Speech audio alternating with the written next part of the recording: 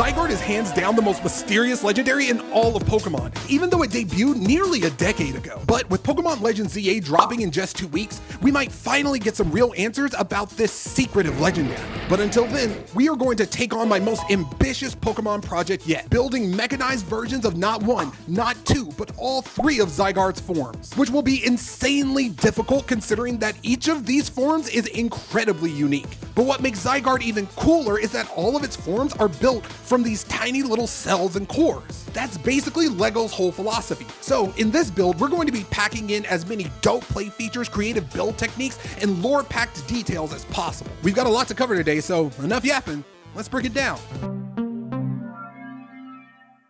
I'm gonna keep it a buck with y'all. We haven't even really started yet, and this build is already stressing me out. This head sculpt right here almost broke me. My build assistant Harvard and I needed 3 full attempts just to get it even close to right. Oh, and by the way, I brought on a build assistant to help with head design specifically. If you want to say hi, he'll probably be hanging out down in the comments. The first design got the basic wolf vibes across, but was way too simple. This is a trap that a lot of builders actually fall into, getting the vibe right, but not exactly nailing the detail. And in a mech build, detail is what sells the scale. Fail number 1, and we've barely even started. So to save some time, I decided to hand the head off to Harvard while I worked on the body, and yeah, spoiler alert, that turned out to be a huge mistake. Harvard's redesign definitely leveled things up, but once we attached it to the body, it was way too small. A killer head design that's out of proportion would honestly ruin the entire build. Fail number 2, and at this point, I felt like that Volo fight in Legends Arceus. Every attempt taught me just enough to get wrecked in a whole new way the next time. Either way, I knew that I had to lock in, especially after y'all roasted me for how basic the Garchomp head was. So, using this revamp as a base, I took another crack at it. Let me show you how it's built. Starting with the snout, grab a brick with an axle hole and add a couple of round plates to the bottom. Then, add a black 1x2 plate to hold everything in place.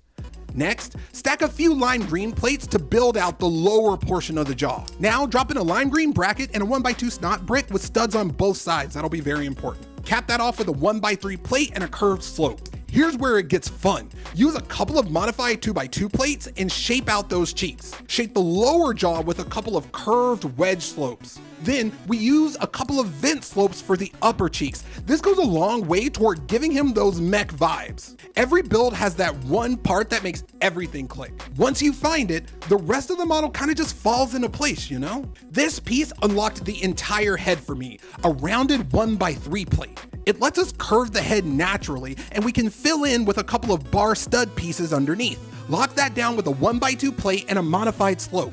We'll add in a couple of white studs for the eyes. But what really brings it to life are these wedge tiles that we're going to use for the brow. Zygarde's 10% form is always scowling, almost like it's judging your worth as a trainer, and honestly it's giving massive Paul energy now that I think about it. Anyway, these parts nail that piercing stare perfectly.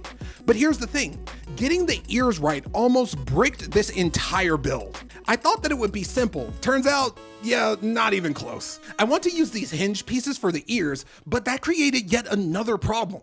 The Bionicle hand socket is tricky to use in a system build. Normally, I would only use a part like this for joints or hands, but I wanted to challenge myself to make it work as a neck joint, building out the rest of the head around it. After a ton of trial, error, and maybe a few hyper potions, I found the answer in a bar.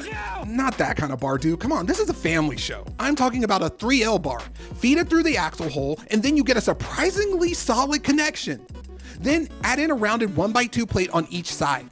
That gives us not 1, not 2, but 4 new connection points to play with. I love this technique because it is super versatile, sleek, compact, and could be a perfect custom joint for smaller builds as well. All we need to do now is shell smash that like button. Get it? Shell smash, you know, like the attack, shell smash. Yeah, subscribe for more deadbeat dad jokes. Then feed another bar through the open holes to fully combine both sides. That way they won't slip and slide individually. We'll spam a few more of these 1x2 plates to fill out the dome a bit, and add a couple of standard 1x2 plates to stiffen the underside. Add a couple of curved slopes and those hinge plates for the ears, and boom. The head sculpt is way more detailed than the original. Zygarde's 10% form comes from just a core and 10% of its cells. That's why it looks so unfinished, which makes it the perfect canvas to test some of these wild techniques that I've been cooking up. We'll start by combining a socket brick, a double ball brick, and a round Technic plate. That lets us feed a 6-long axle through the center, then stack a couple of axle bricks to build up the upper back. Even though this model is a quadruped, I still want to pack in as much articulation as possible, which means that I want to add in an ab crunch. So I'm going to add a vertical rotation brick to connect the hind legs to later. But we've got to lock this down, otherwise the whole thing will fall apart the moment we try to flex it. So to do that, add in a couple of 2x2 plates to set the right height. Then lock it in with a couple of brackets and 2x3 plates. To shape the shoulders, I'm using these curved armor caps. Adding in armor is always super tricky. Adding in too much can restrict motion. Adding in too little can leave some really ugly gaps. But by attaching these caps to the upper body instead of directly to the limbs, we can cover those gaps without blocking any of the articulation. Big brain. Add a couple of clips, lock down the brackets, and then finish with tiles and curved tiles to shape the chest at the top and bottom. Since Zygarde's 10% form is all about speed, we'll add in some exhaust pipes on each side and round out the body with some curved slopes.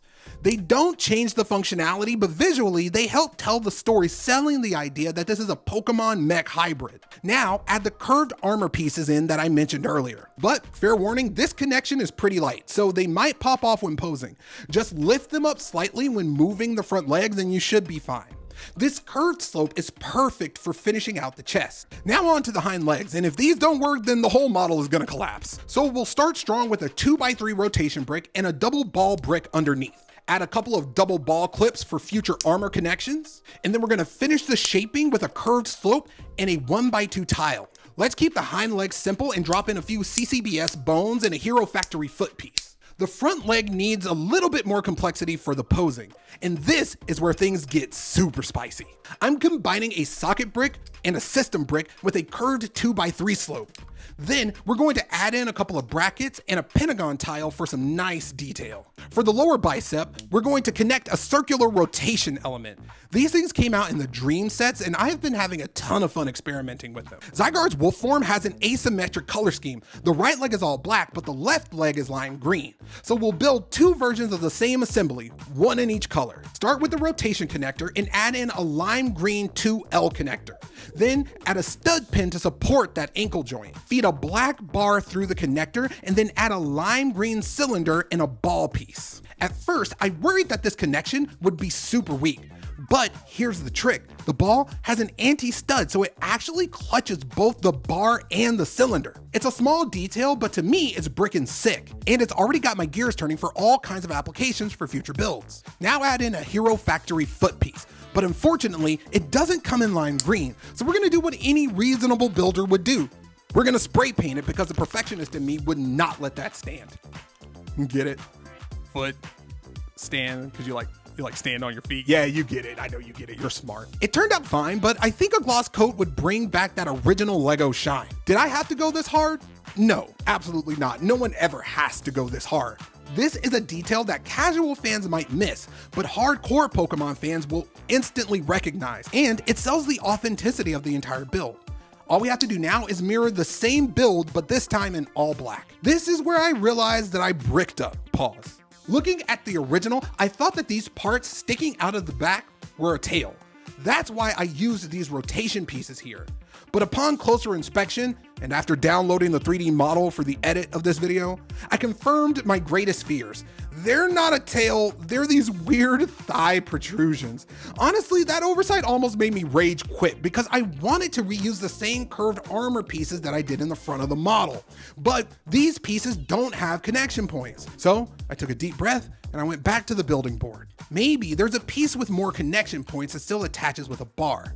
That's when I spotted Cole's Elemental Mech on my shelf. Its armor pieces are a similar shape to the curved ones, but with connection points on all sides. These pieces were perfect for building out those protrusions because they have that 1x2 connection at the back. Thanks, Ninjago. Still, something feels like it's missing. You know what? I got it. I've been experimenting with attack-based play features for my Pokemon builds, and I've got the perfect idea for this model. Zygarde's 10% form is all about speed, so I'm adding in these trans green effect parts to sell that motion and make the model really pop. Now, all we need are the money shots.